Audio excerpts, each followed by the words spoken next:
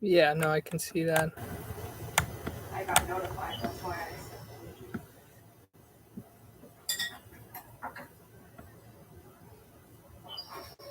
Okay, let's go live on Instagram now.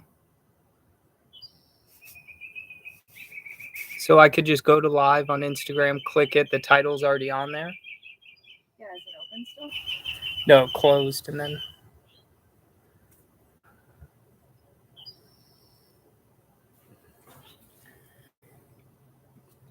Sorry, folks. It'll just be a moment. We have Ashley, who is technical difficulties on Instagram, but we'll get them up and running and get going in a second here. You ready?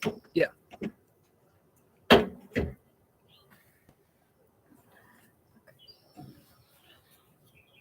You're live. Cool. So we're live. We're doing this again. Yesterday we went ahead and we did these lives, and then what ended up happening was Ashley went to save it and it got deleted, so we lost everything that we had done yesterday, which is fine because I messed up on YouTube yesterday, and we're also live on YouTube, so it allows us to redo it, get it up on YouTube so people can enjoy it on there as well. But just waiting for more people to jump on. Got my wild blueberry juice here. I imagine most of you that are on our live here follow Medical Medium. He had some good stuff today. If anybody caught his live, he had some truth bombs that were dropped for sure. You know, he was talking about Bigfoot and talking about the aliens and the mammoths and how they all ate wild blueberries, and that's why wild blueberries are so important. So it was interesting. It was a good one. We when we were living up in the Pacific Northwest, that's Bigfoot country up there. So there was a lot of stories that were told to us through the local Native American tribe there, which was the Yurok tribe. And they had told us stories of the guy that told us a lot of the stories was the worked for the lumber company, and he'd go way back in there deep into the woods, and he'd be marking out trees that they were going to chop down to put roads in. And the story was that he would put like a neon like a neon string with a color on it on the trees that were going to be cut. Well, they basically walked this whole direction, tied them all on, turned around, and they heard something in the woods, and they start walking back, and all the strings that they had tied up had been taken down. So something was watching them, something was following them. And they said a lot of Bigfoot sightings occurred on the land that we were farming on. And when we were up there, one morning we walked down by the creek, and just walking by the creek, you can see all the different footsteps, all the deers, all the different wildlife that had gone down there to drink from the stream. And we went down there one day, and sure as heck, there was like a Bigfoot track in by the stream, and I've got photos of it. But it was pretty cool because it did totally look like a Bigfoot footprint. And it was very wide, had a kind of that narrow heel, and then had the big toes. Couldn't have been human. It had to be something else. But it was interesting to hear Anthony talk about that today and confirm that, hey, look, Bigfoot is a thing and it's real, and they've been here for a very long time. So anyway, today what I wanted to do was do another talk. And if you caught this yesterday, you already got that talk, but I'm going to include new information on this talk that I didn't include yesterday. But the focus today is I'm going to walk you through kind of my week and tell you what I've been doing in the garden this week. And then I'm going to walk you through potting up, which is a process that occurs after you've done a soil block with your start. When it's gotten to a certain size, you put it in a pot. We'll talk about the importance of sand in your garden. And then we will also discuss the plants that you should be planting in May. And then at the end, I've got a bunch of questions here from you guys. We put something on Instagram this week, just questions that everybody had. And then yesterday in the live that we couldn't post, there was a bunch of questions that popped up, and we'll answer those questions as well. But hey there, Sweet Pear Grazing, welcome. Brianna, welcome back again. She was on our live yesterday, but she's back again for this one. Well, welcome back. So we'll go ahead and get started. So my week this week, it consisted of doing a lot of bed flipping. So we're kind of coming out of that springtime. Your spring crops are being pulled out of the beds, and then all those summer crops are being put in the beds. So this week consisted of doing a lot of that, pulling the stuff out, putting new stuff in, flipping the beds. Now, whenever I flip a bed, I always add two main things. So I pull all the dead stuff out. I pitchfork the bed. You can use a broad fork too. And then once the bed's been forked, then I add my compost. The compost we use is totally veganic compost, so there's no animal product being used whatsoever. We get that at a local landscape supply company. If you follow our channel on YouTube, that gardening channel, you'll know that you'll see kind of how I do that. So I go down to a local landscape supply company. I get my compost down there. I haul it back to the house, and that's what I use in my garden beds. So all it is broken down leaves, stems, barks that have broken down over the course of like a year, 2 years. And most landscape supply companies will carry a compost that is animal manure free, animal product free. And that's what you want to look for if you're doing this veganically. So compost is an important piece. Eventually, if you guys are on the medical medium and live in the medical medium lifestyle, as well as we do that you have an abundance of veggie scraps and fruit scraps. So you can put that in compost bins, and then after a year to a year and a half, usually that compost has broken down, and you can use that in your garden beds. So if you're on medical medium, this is like you're in a different world than a lot of people, because you're just going to have this abundance of scraps, and all the stuff you're eating is organic. So there's not any chemicals being used in the compost. And a big problem today with a lot of the compost that even organic farms use is what's in the compost, right? If it's an animal, if it's animal-based compost, animal manure, what are those animals being fed? Are they being fed GMO corn, soy, wheat? Are they being pumped with growth hormones and antibiotics? Because if that's the case, all of that stuff is coming out of them, just like it came in them. And you don't want to use that stuff in your garden bed, right? If you're trying to be this organic farm free of toxic everything, and this animal is embodying these toxic things, and then coming back into your garden bed, that's not a good thing, right? So a lot of the compost that you pick up at like your big box stores like Lowe's and Home Depot, they're more than likely that compost is come from a farm where a lot of this stuff is going on. So that's why I make my own soil. That's why I go to these landscape supply companies and I call around first and ask them what is in their compost, because it's an important thing. But anyway, so the compost goes in the bed. Then what I add next is all my amendments, right? So all the amendments are a really important thing, because this is how we fertilize our crops after the crops go in the ground.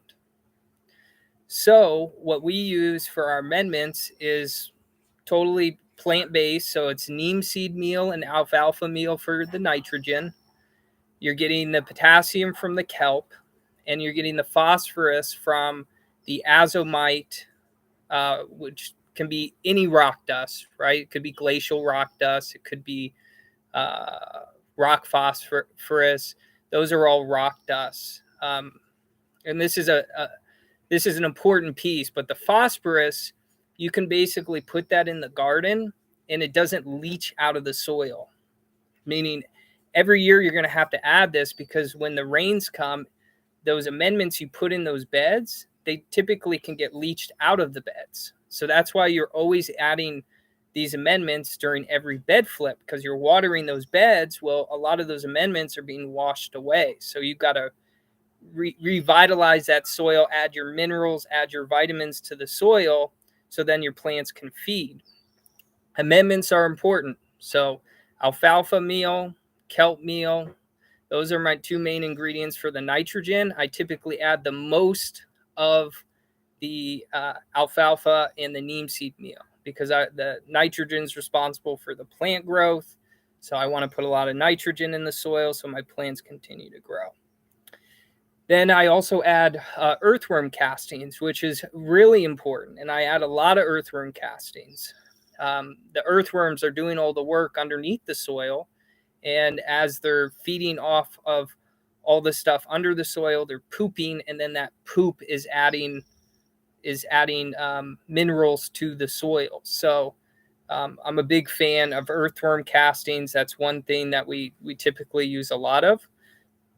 I'm going to be doing a video this week coming out on that gardening channel, and it's going to be all about how I do my bed flips. So I'm not going to go into detail on like how much of each amendment I put in there. That's going to be in the video coming this week.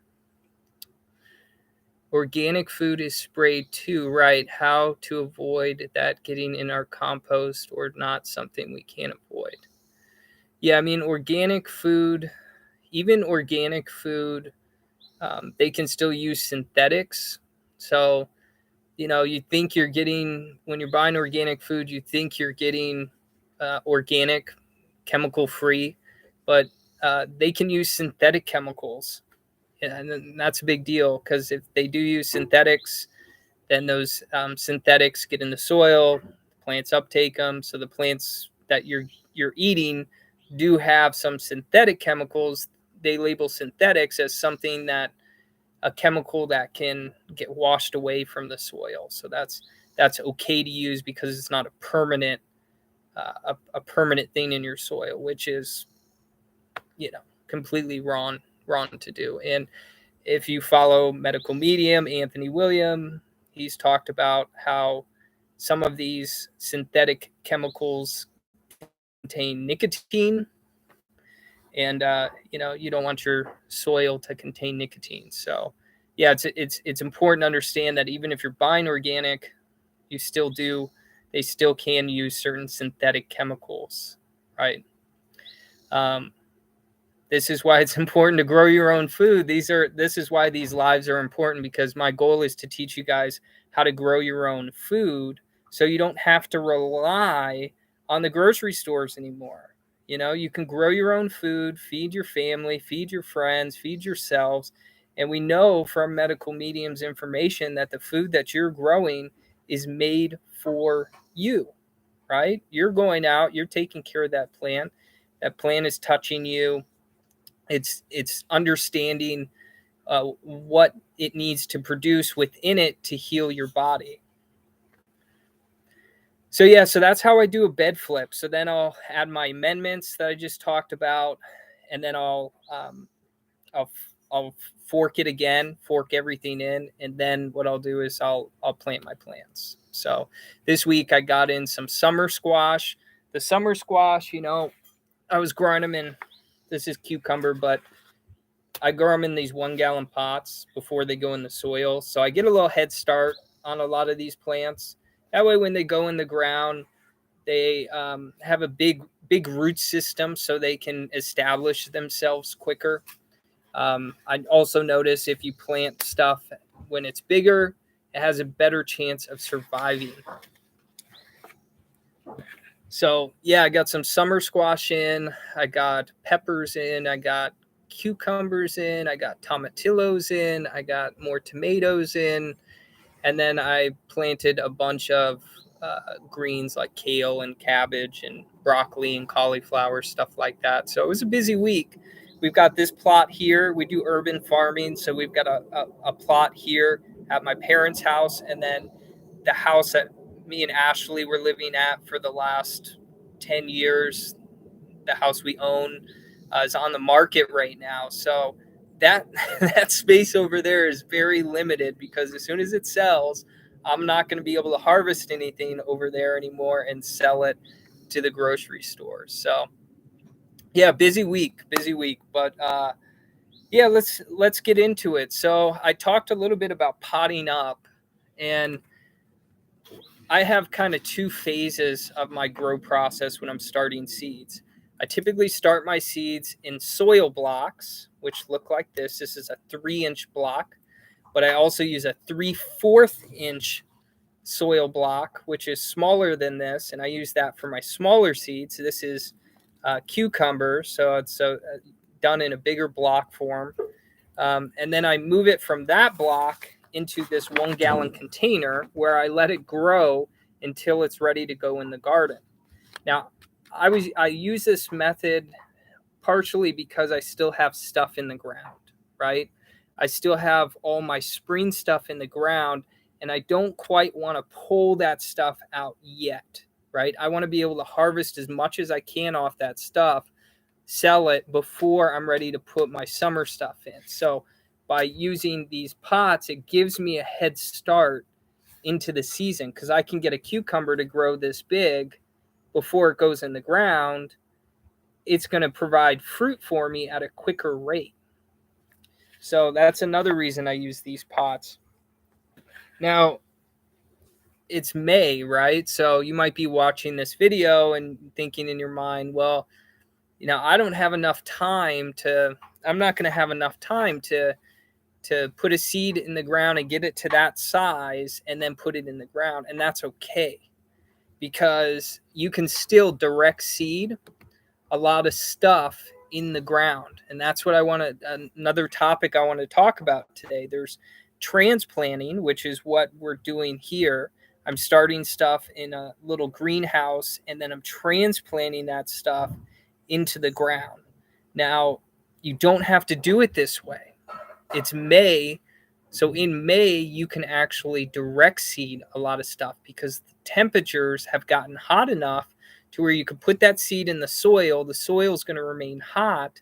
And as long as you keep that seed watered, meaning like water it in the morning, water it at night, keep that soil wet so the seed will germinate. As long as you're doing that, that seed will pop up and turn into a plant you could then get fruit from. So if you're thinking, well, you started all this stuff in March and April, and it's that big in May, I need a head start, right? And if you want the head start, go to your nursery and get some transplants. That's what I would do. If you want a head start, go there. They're going to have plants that are big enough in size to go in the ground. Now, if you are okay without the head start, if you just want to direct seed it,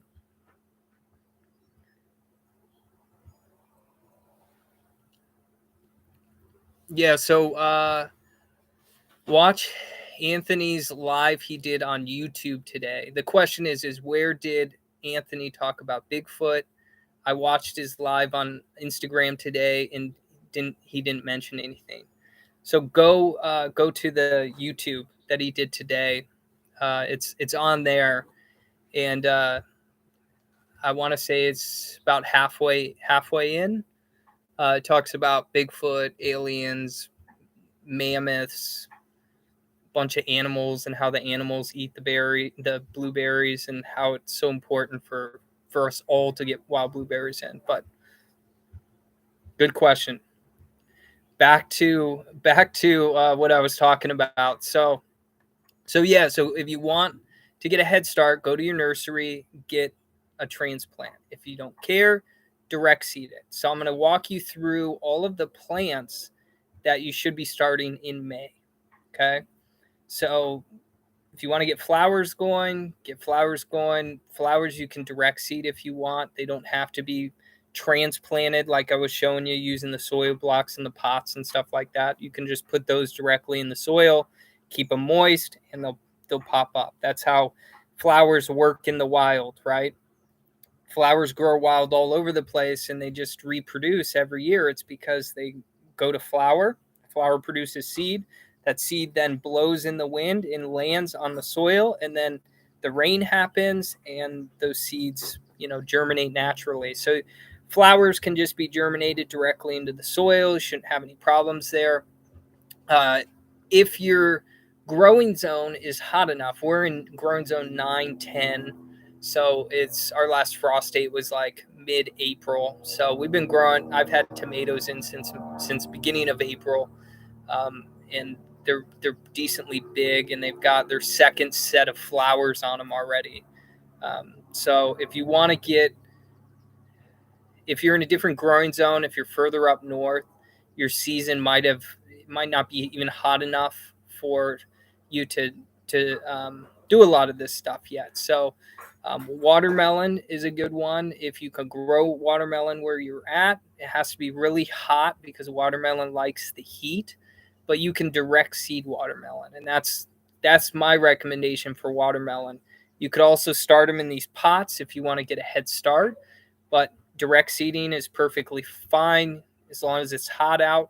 If it's not hot enough where you are, you can get some landscape fabric or some of that black plastic, and you can put it over the soil bed, which then will heat up that soil bed, and you'll end up getting hotter soil for the watermelon to germinate. Tomatoes at this point, you can direct seed those, or you can just, you can start them in a soil block like this. They'll grow fine, and you'll still get fruit by the end of the season. You can also get them at the nursery in a transplant form. That's fine too. Eggplant, same deal. What I would do with eggplant, I would get it in a transplant form at this point. Get it a good size so you'll get a head start on the eggplant. Beans, I always direct seed. I always soak them in water first. So if you're growing beans, soak them in water for like 12 hours and then direct seed them into the soil, and they'll grow fine. There's two types of beans. You can get a pole bean, which is like the bean that goes up the vine, so you'll need a way of trellising them. The other thing is you could use a bush bean. Bush beans just grow in a bush rather than vining. So two types of beans, depends on how you plan on growing them. And then cucumbers, you saw my cucumber here. So the cucumbers I do in these pots, but you can direct seed these or just get them in a transplant form. Squash, pumpkin. So squash, you can direct seed squash. I mean, squash, you could get squash in at the end of May, and you'll still be fine. There's plenty of time on that, so no rush. I'm getting a bunch of kabocha and delicata in right now, but that's just because I want to get the plants nice and big so they have big fruit on them. Then there's summer squash. We talked about that. Summer squash is a great one to get going in May. Typically, with a summer squash plant, you'll get 1.5 zucchinis or squash per week off the plant. So you'll get it's one of those plants that you plant and you just get a ton of fruit off of, and it's pretty easy to grow. So it's a kind of a fun crop to grow because you're just when you're out in the garden, you're always looking at it and you're like, oh my gosh, it's almost ready to eat. It's almost there. Then there's peppers. Peppers, I would get in a transplant form at this point because peppers take a long time to grow. Like my peppers are like yay big in pots, and I started those in February. With peppers, with eggplant, with squash. I don't do this with tomatoes, but even watermelon, I do it. The plant will be growing, and I'll use this as an example. The plant will grow, and you'll get flowers early. Like this plant isn't that big, and it's already producing flowers, right? So what I typically do is I just pick these flowers off because I don't want this plant this early to start fruiting. I don't want all of this plant's energy to be focused on fruiting. I want all of the energy to be focused on growth because I want this plant to be nice and big before it starts producing fruit. So then the fruit that I'm getting is nice and big. So I do that typically with summer squash, winter squash. I do it with cucumbers, peppers. Your first like set of pepper flowers, I pick all those flowers off. This allows the pepper plant to get bigger. The fruit will then be bigger. An important thing with peppers here, especially here in California, is you can grow peppers year after year after year after year if the plant gets big enough before the fall hits, because if the plant's big enough, you'll get some dieback on the pepper plants, but then it will continue to grow the next year. We've got jalapenos back here that are on their second year of growth, and they're big. So depending on your area, if you can keep the plant going in a hot space during the winter months, then you'll keep getting pepper. So yeah, so those are what I'd recommend planting in May. Those are kind of like your main heat-loving crops that typically people go crazy over during the summer months. Now there's other crops. There's like kale and broccoli and cauliflower and cabbage and greens. The summer greens.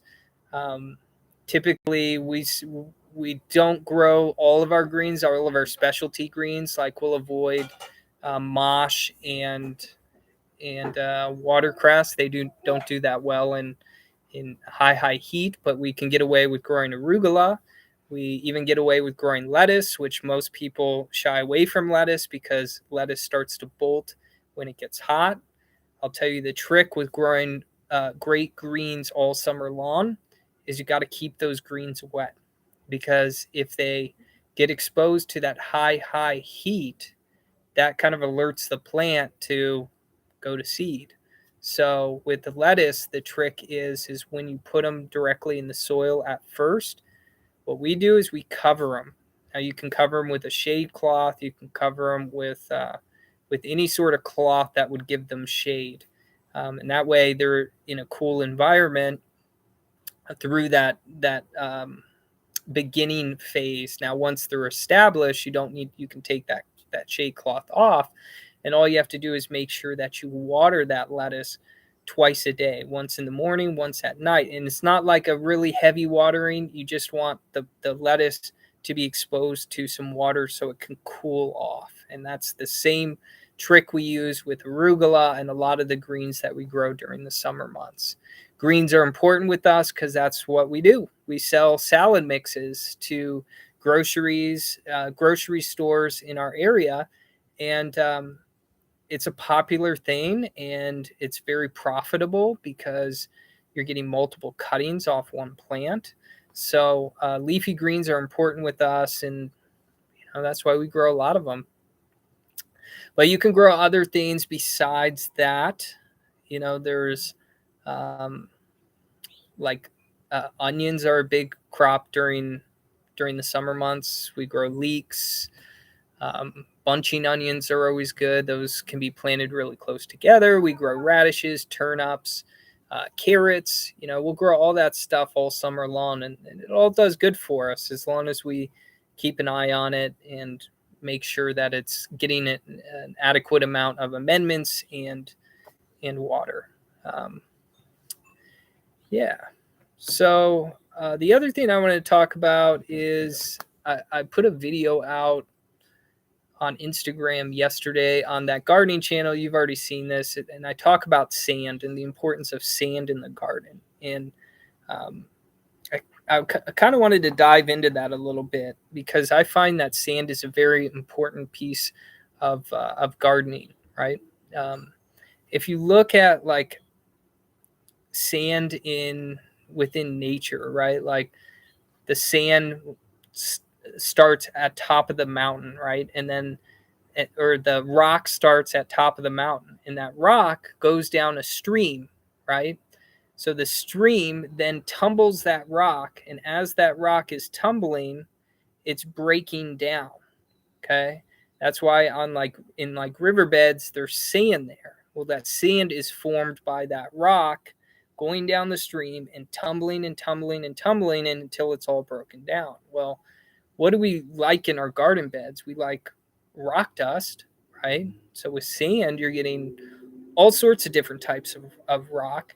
You're even getting quartz in sand, and quartz is a important piece for gardening, that you get the quartz in, because what sand does is there's energy all around us on this planet. There's energy all that comes from other planets too, like the sun and the moon and other planets not even in our solar system. All that stuff, when the planets are in alignment, it sends that energy to the earth, and the sand is kind of like that conductor, right?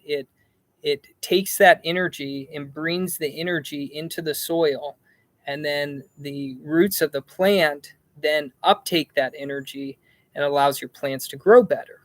You've heard in the Farmer's Almanac, they talk about this all the time, that you plant your plants around full moon cycles, right? You get better growth around those full moon cycles. So that's a big deal in the gardening world. And the person who brought that to everybody's attention is a guy named Rudolf Steiner.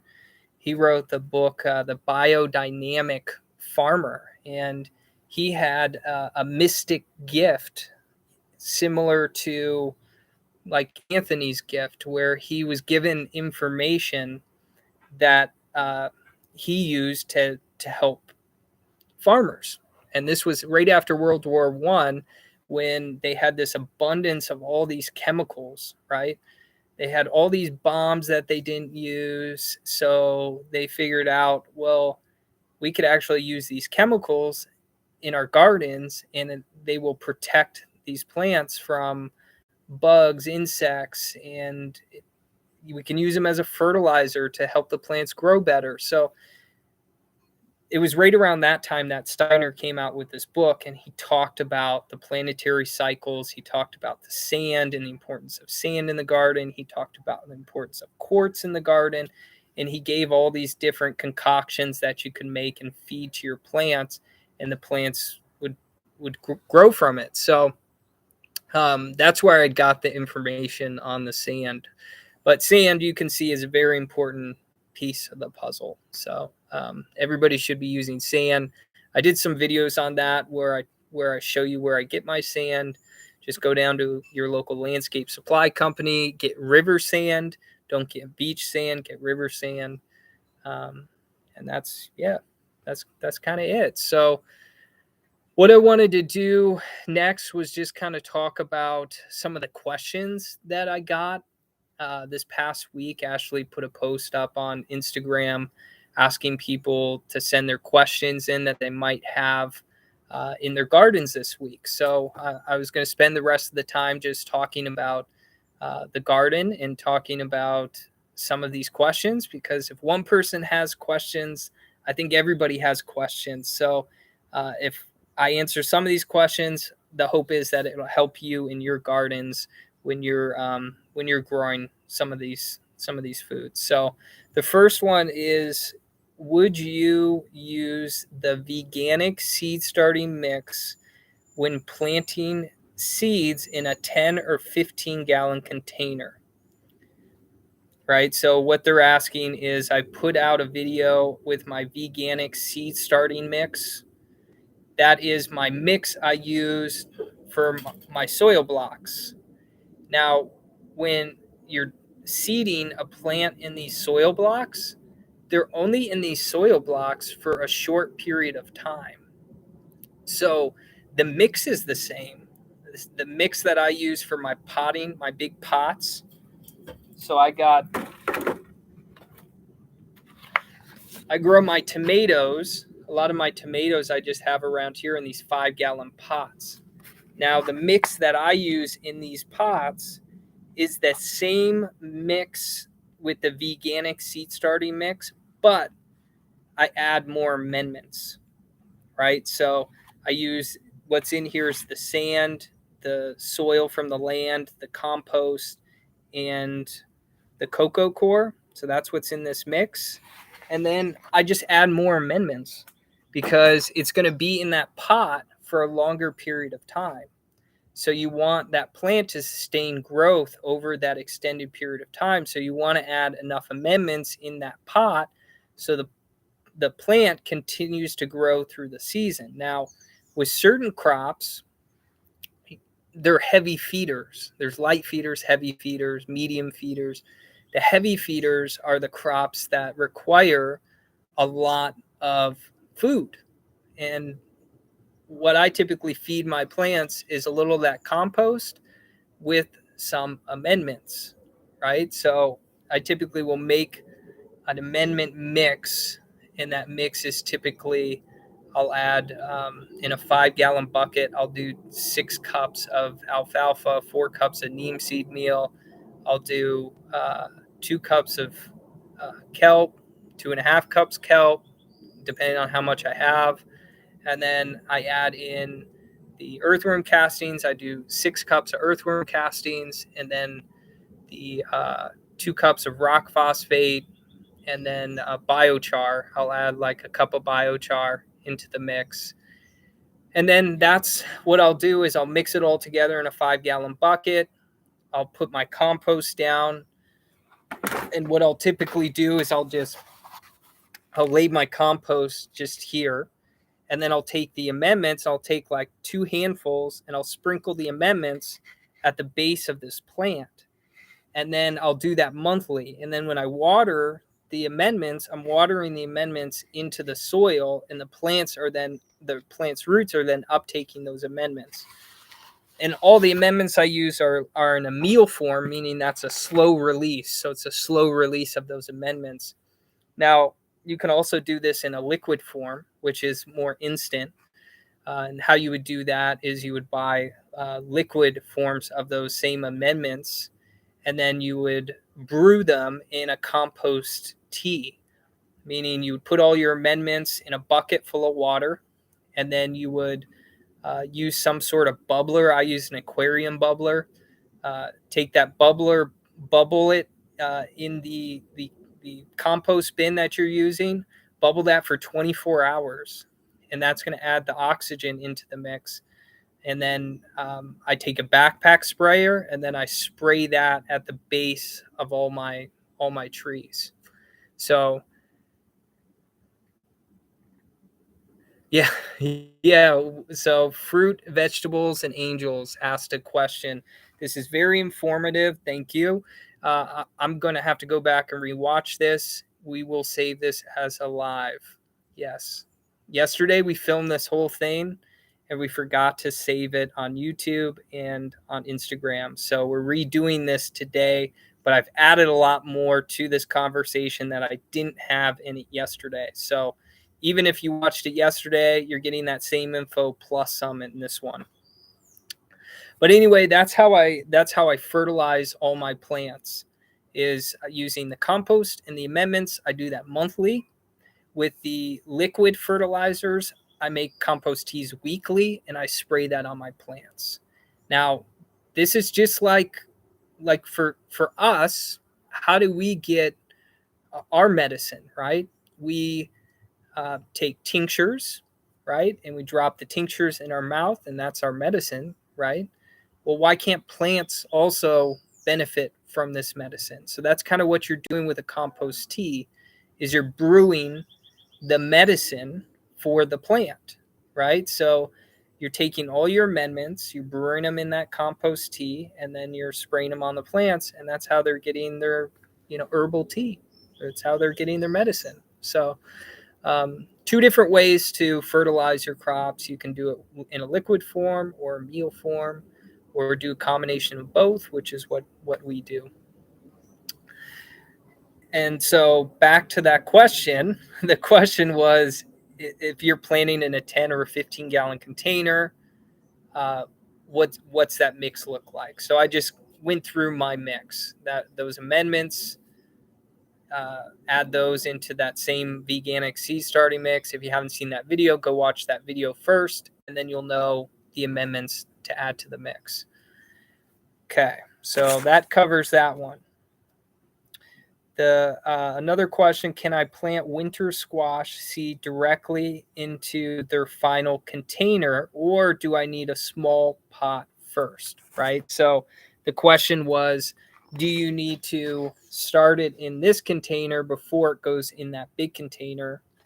So do you need to start it in this before it goes in that?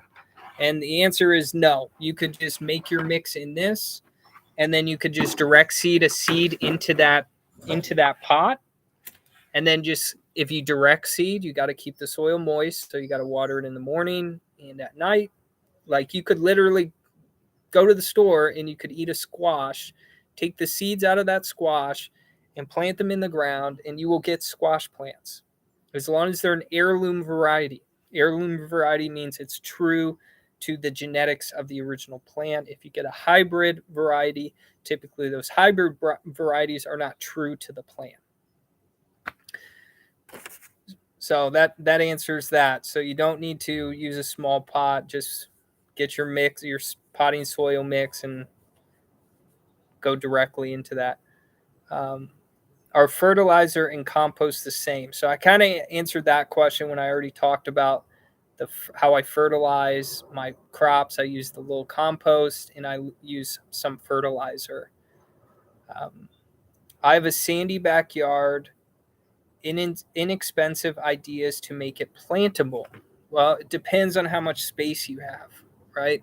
When we farmed up at the property, we farmed on a old riverbed. So the soil up there, we didn't have much soil. We had like 6 inches until we hit rock, because it was on an old riverbed, which was great because all those minerals that were left in that riverbed really made it easy to grow stuff, because the plants just thrived with all those minerals and vitamins. But what we did was, we had a lot of land, so we would go into the forest. We would take some of the forest floor, and we would wheelbarrow that out to our beds. We would go near the riverbed. We would take sand from the riverbed.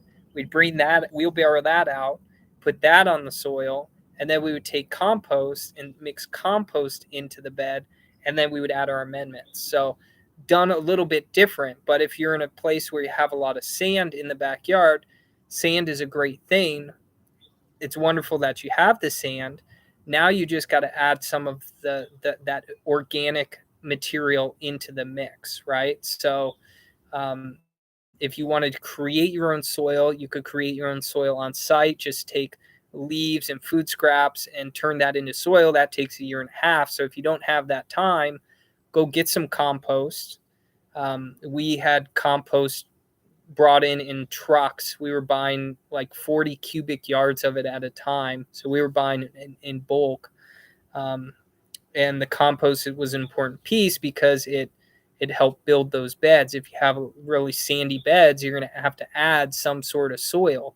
Now, if you can find soil in different parts of the land, you can pull that soil. If you can't, then you can bring it in, which would just be finding a place that has good compost, that if you're using animal product compost, that you know where those animals come from and how they're being fed. If you're avoiding that, finding someone with compost that's just broken down food scrap or broken down leaves, bark, stems, call it green waste in most places. So that's an idea for a sandy backyard. Got someone in Arizona. Okay, so in Arizona, can I plant right now? Patio is my space. So when I hear patio is my space, what goes in my mind is maybe you're in an apartment and you have like a patio and you want to do some patio gardening, which is totally cool. It can be done. You just want to make sure you're getting good sunlight in that area. And what I would recommend is doing it in grow bags, something like this. So just get some grow bags, fill this with dirt, and then put your plants in. And depending on what you're wanting to grow, would determine how big of that grow bag that you would need to go. If you're trying to grow like winter squash or summer squash, they need more space apart from each plant, right? Which means it needs more room to get big. So I would go with like a 10-gallon all the way up to like a 20-gallon grow bag. It just depends on how big you want that fruit to get. And then there's with tomatoes, you don't need a whole lot of space. With peppers, I mean, I was growing peppers last year in 1-gallon containers like this, and they were like this big, and I got a ton of fruit on them. Now this year I've upped it, and I've gone with 2-gallon containers to see if I could get them a little bit bigger than I did last year. So the size of your container is just how big do you want that plant to get, right? So the bigger you go with your container size, the bigger that plant's going to get. So it really just depends on what you're trying to grow. But that's what I would recommend if you're in a situation where you just have patio space. There's no dirt. It's just concrete. Get some grow bags and just put grow bags all around those sunny locations, and just keep the soil moist. I lived in Arizona for 3 years, and I've got buddies out there still, and some of them have gardens, and they tell me how hard it is to grow out there, and it's just from the heat. So they have to keep their crops wet all the time, and the soil they have to keep very moist. And in Arizona, because it's so hot, you could even put shade cloths like over the top of kind of the areas you're trying to grow in, and the shade cloth will protect those plants from the heat, which will then allow the plants to grow better. So in Arizona, it's important to keep that water coming, keep the plants moist, so they're not bolting from the heat. Okay, so what size pot should I put my butternut squash in? So I kind of just answered that one. I would say like a 10 to 20 gallon pot. It just depends on how big you want that plant to get. If you're wanting it to get nice and big, go with that 20 gallon. Where I get all my all these pots that you see here, I get for free. I just go to my local nurseries and I just say, hey, you guys throwing any pots out? And then they give me a bunch of free pots. So that's why I use plastic. And I know, through learning the medical medium information, I know that I can remove my body. So even if I'm getting a little plastic, I know how to remove the plastic. So it's not as big of a deal using plastic as people might think, right? You wouldn't want to use metal, because metal, we know how hard it is to remove metals from the body because metals sink. Plastic, is easier to remove from the body. But if you didn't want to use plastic, use one of these grow bags. That's what I'd recommend. Use the grow bags. I get them at Bootstrap Farmer. That's where I get a lot of my stuff. But there's Farmer's Friend. There is Johnny's Seed. Those are some good spots that you can pick up a lot of the stuff that I'm talking about. Got a question from Brianna. What's size pot for summer squash like zucchini? So summer squash and winter squash, they both kind of require the same spacing. I space in the garden beds, I space my summer squash anywhere from 18 to 20 inches apart from one another. So if you take a tape measure and you measure the distance across your pot, that's how big that pot is going to have to be, at least 18 inches across. That's for summer squash. That's my spacing. Now for winter squash, I space them a little bit bigger. I space them like around 20 inches apart, because the summer squash, they're in the ground for a lot longer of a period of time, and the winter squash often vine as well. With the summer squash might vine, it's like a small jump forward, where the winter squash just takes over. So wherever you plant winter squash, just be prepared that it's just going to take over that spot. The vines are just massive. So as far as like what size pot, get like a 10 to 20 gallon pot. That's what I do. I've got some. I'll show you what I'm working with here.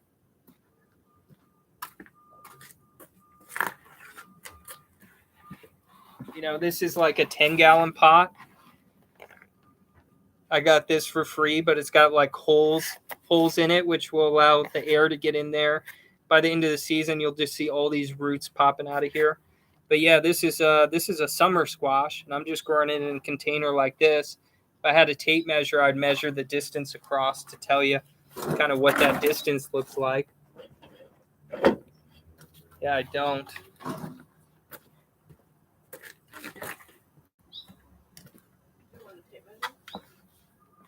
But yeah, so that's what I would do. Is I'm just growing them in a 10-gallon, but just experiment with stuff. You learn every year.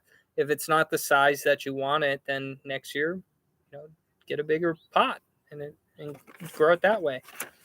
What's your favorite fertilizer? So if you watch some of my videos on that gardening channel, I talk about the fertilizer and how much should go in all of these different containers. But for fertilizer, I make my own fertilizer. I mix a bunch of stuff together. So you can't go to just Down to Earth, which is a company that makes the fertilizer. You can't just go to them and have a pre-made fertilizer. You have to kind of make it yourself. So what I typically do is I'll buy neem seed meal. I'll buy a big bag of it, like a 40-pound bag of neem seed meal. I'll buy a 50-pound bag of alfalfa meal, and that's where I'm getting my nitrogen. Then I will add in some. Then I'll add in some kelp meal.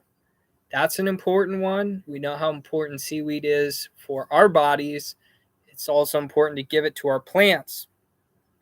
The other one is azomite, which could be any rock dust. It doesn't have to be azomite. It could be limestone. It could be glacial rock dust, rock phosphate. Those are all good things that you could use as substitutes if you can't get azomite. And then I buy earthworm castings, and then biochar. That's my base mix. So that's what I use when I fertilize everything. Now, the amounts that I use a lot more of the alfalfa and the neem seed meal than all those other things, because the alfalfa and the neem seed meal, they have a lot more nitrogen, and you're going to need nitrogen for plant growth. This is what is needed. Like, these fertilizers are needed for these heavy feeders, really. Like, I don't even fertilize any of my greens. It's really these summer crops that require a lot of fertilizer. So when I'm fertilizing something, I'm doing it typically monthly for the meal, and then I'm doing a liquid form of it weekly on the plants. But you don't have to do the liquid if you don't want. I've had great success just using that fertilizer mix. The brand of the mix that I get for all my fertilizers is Down to Earth. I know the kelp meal comes from the East Coast, which is important because the West Coast is very toxic with radiation and mercury from all the the gold mining days. All that mercury is in the ocean, and all the streaks in the sky that fall into the ocean. They've created a toxic place, so we can't really get much out of the West Coast anymore. All right, so there were some other questions here. Would it be the same fertilizer for potatoes, or do you recommend adding something else? Potatoes don't need as much nitrogen. Yeah, every plant's going to be different. The fertilizers I'm talking about are mainly for like your heavy feeders. It's like a base fertilizer. It's something you can really use with anything and everything. For potatoes, it's not going to harm your potatoes using that. Potatoes just don't need as much nitrogen. So I don't think you need to add as much nitrogen. But everything else, if you want to put that in there for your potatoes will grow fine. And that was Vanya that asked that question. Thanks for the question, Vanya.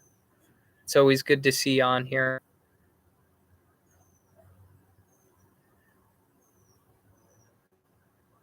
Yeah, so potatoes, yeah. So Brianna's, said it perfectly there. So yeah, you with potatoes they need a lot of drainage. So just in that mix that you're making, add more sand, right? Add more sand and less cocoa or peat moss. So you can use cocoa coir or peat moss, whatever your local box store carries. When I'm buying all my fertilizers, I go to a hydroponic store. It's a secret. Like hydroponic stores are so much cheaper and you can't find them in Home Depot or Lowe's and stuff like that. Your nurseries might carry them, but the nurseries always mark them up, where the hydroponic stores seem to have the lower pricing. So the trick is find a hydroponic store, and most of them, and call them, and most of them do carry these meals, but you can also get liquid amendments at the hydroponic store, because hydroponically you're growing in water, right? So that's a little trick to where you go to find the fertilizers. But yeah, potatoes need drainage. That's what's important with them. So when I'm making a mix for potatoes, I kind of make my potato mix the same as my pepper mix, because peppers like well-drained soil too. So I'll typically add, usually in my mix, I have 2 5-gallon buckets of coco coir or peat moss. But what I'll do is I'll do one 5-gallon bucket of cocoa or peat moss, and then I'll add 2 buckets of the sand. And that's how I flip flop those mixes. And then I add all the same stuff. So I'll still add my compost, my soil from the land. That's all the different amendments. All that stuff really doesn't change. The reason I say you don't need as much nitrogen for potatoes, because potatoes are in the ground for a pretty long period of time, and if you have too much nitrogen, then the stems get very leggy, I noticed. So you don't quite need as much nitrogen in that. But if you added my mix, it's not gonna harm the plant or anything like that.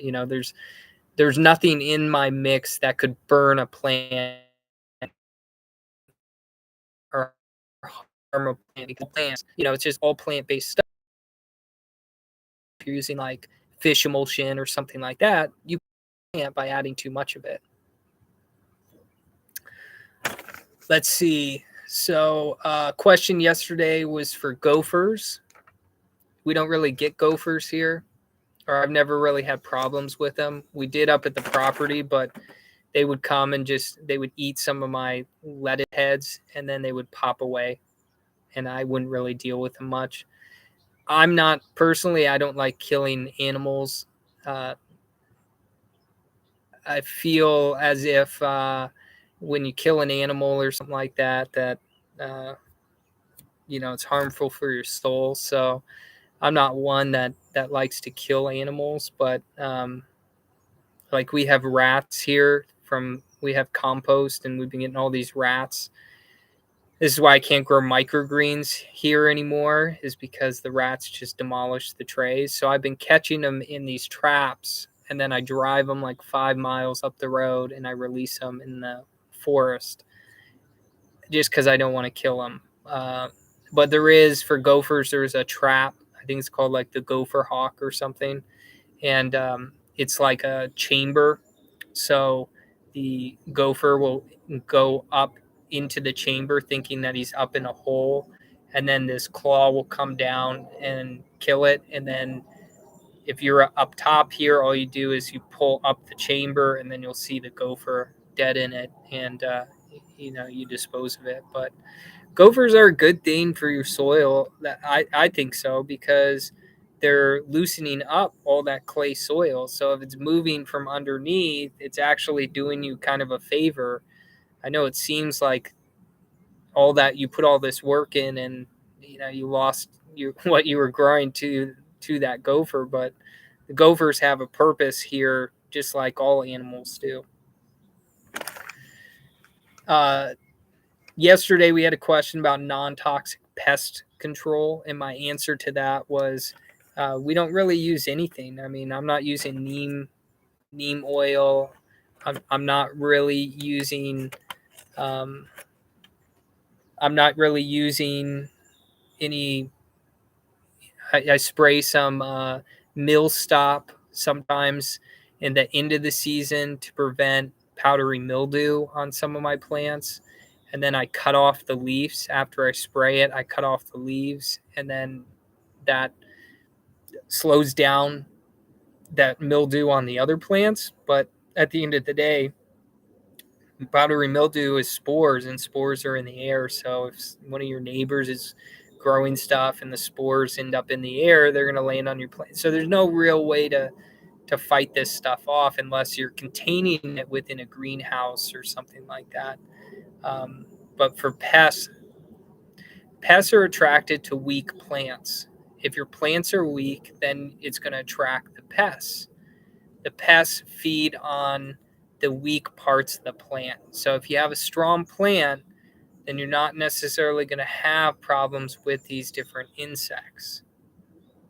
That's kind of my answer to that question. So we do get pests, but the pests are eating the lower leaves. So if you have a kale plant that's growing, the pests are going to feed on that bottom leaf, which is fine. Let them have the bottom leaf. You want the fresh leaves. You want those new leaves, because those new leaves are going to be the most nutritious for you. So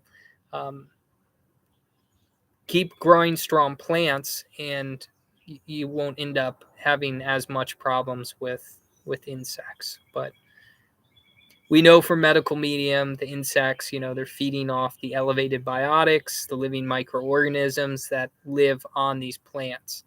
That's what these insects are feeding off of. This is why insects have a huge amount of B12 in them. You eat insects, and they end up getting you end up getting B12 from them. We don't eat insects, but that's what medical medium says. Ladybugs. Thanks, Ashley. Yeah, ladybugs help with aphids. So the trick with aphids, though, is I just grow a backup crop. So when I do get the aphids, you basically you could release ladybugs into that environment, which would require putting like a shade cloth or some sort of uh, uh, season extension cloth over the bed, releasing the ladybugs in the bed, and then ladybugs will feed off of the aphids. That's like their food. So that's one way to get rid of aphids. But when I know the aphids are going to come, I have a backup crop ready. And the aphids really only go after a lot of the brassicas, I notice. So if you're trying to grow stuff like that, just, know that it's coming. at that time of the season and get new starts ready. So when those existing plants get attacked, you have backup crops that you can swap in their place. This was a question yesterday. Lemon balm dieback. So yeah, lemon balm, it dies back like most herbs die back. Most herbs, they do die back, but they come back, right? So lemon balm, you'll notice lemon balm will die back. It might seem like it's dead, but as long as you keep it watered and keep the soil nice and moist, then it'll come back from underneath. So you can just cut the dead branches off, and you'll notice new growth popping up from underneath. A trick, if you want to have an abundance of herbs, that you can take like a stem of the lemon balm and take a rock, bend that branch, and then set a rock on top of the lemon balm. Now, what this is going to do is where that rock is placed on that one stem. So imagine like this is the stem of the lemon balm, right? So lemon balm sitting up like this. I'm going to bend that stem down. I'll put a rock here, which will put the stem on the soil. Now, what will happen is that stem of the lemon balm will grow roots. And by it growing roots, now you can cut that other end and then stick the roots in like a little pot like this. Just stick the roots with that lemon balm in there, and boom, you have another lemon balm plant. And you can do that with a lot of herbs. You can do it with thyme. If you're on medical medium, you do a lot of thyme tea and stuff. So when you grow thyme, you can do it with thyme. You can do it with oregano. Oregano is a good one you can do it with, and plenty of other herbs. So that's what I got to say about the lemon balm and how to end up with a lot of it. And then the last question was, do you need to do something special for potatoes? Which we kind of answered already a little while ago. So, yeah, I mean, hopefully you guys like this.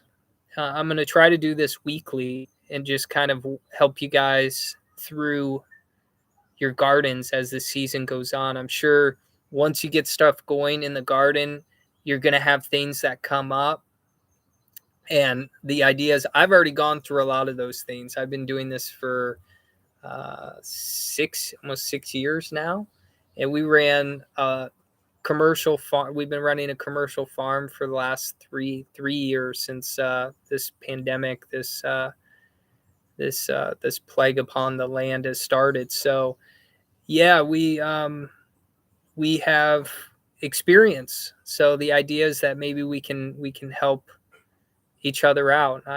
I feel like there's a lot of good gardeners out there that know a lot, and maybe you can give me pointers with some of the stuff that I have going on, which is why I always talk about my week at the beginning, so you can hear and give me feedback on kind of what's going on in your garden that week. And then if you want more help in the garden, we offer garden coaching. That's something that you can find on our website on thatrootlife.com. We offer garden coaching. You can sign up for different sessions. The pricing's on a sliding scale.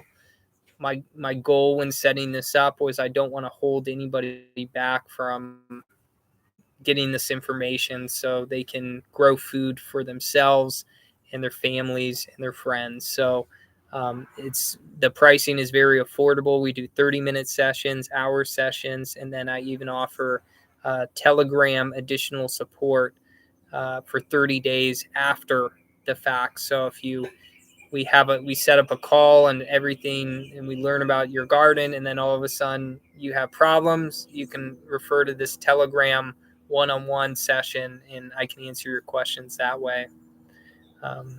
So yeah, and if you're just coming in here right now, that's okay. We're going to be putting this on our YouTube channel, that gardening channel. You'll find this video, and if you're on Instagram, we'll save it as one of the reels, so you'll be able to rewatch this video if you're coming in last minute and you're missing some of the stuff we discussed here. So next week, different topic. I haven't quite decided what topic I want to talk about next week, but I'm sure it will be something fun and informative. And then expect a new video this week on that gardening channel. It's going to be about doing bed flips. So say you have a bed that has old stuff in it, you want to pull that out and you want to put new stuff in the bed. It's going to be kind of my process that I go through when I do my bed flips. So look forward to that. And then we'll probably have another video out on that root life. We interviewed another medical medium person, so it's going to be another healing story on that root life channel. So look out for that healing story this week as well. Well, I hope you guys enjoyed this. Feel free to reach out if you guys have questions. Ashley will most likely put another questionnaire out on Instagram, so you can send us your questions this week for next week. All right. Well, see everybody. Have a good night. See ya. Bye.